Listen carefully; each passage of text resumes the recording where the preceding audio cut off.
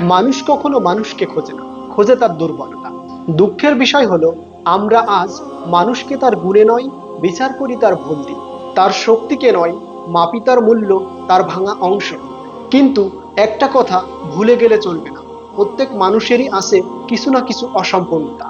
কেউ চোখের জলে ভিজে থাকে, কেউ বা আবার অতীতের ক্ষতে জর্জরিত, কেউ বা আবার একলা নড়ে চলে নীরবে। যদি আমরা শুধু ভুল খুঁজতেই থাকি, তাহলে কবে দেখব ভালোবাসার জায়গাগুলো, যেখানে মানুষ সত্যিকার অর্থে মানুষ হয়ে ওঠে? তা হলো তার ভালোবাসা, সহানুভূতি আর তার ভেতরের লড়াই।